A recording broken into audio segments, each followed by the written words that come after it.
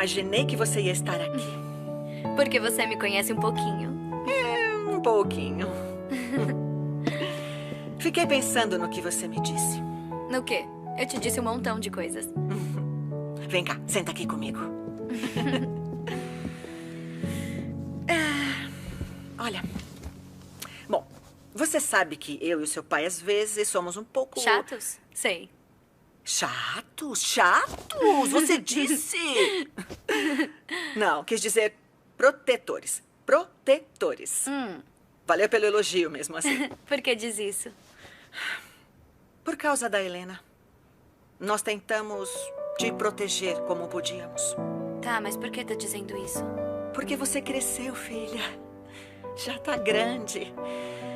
E quando você me contou que te faz bem lembrar dela, pensei numa coisa. Em quê?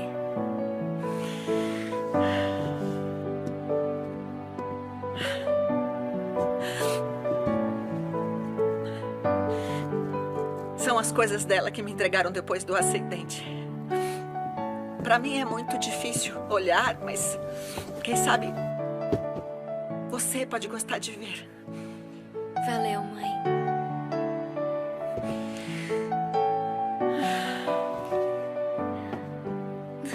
Olha só. Olha como era estilosa. Ai, os livros. Eu adorava este.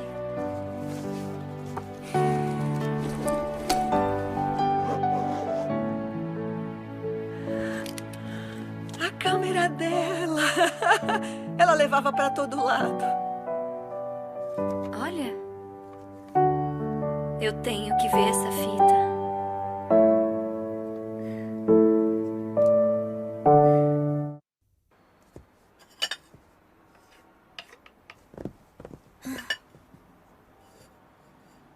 Ai, ai, ai.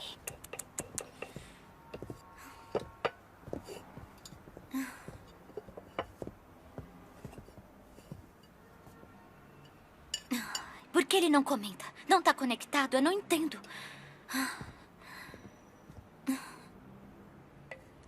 Anda, John. Por que tá esperando? Quer saber? Tô nem aí. Você vai comentar ou não?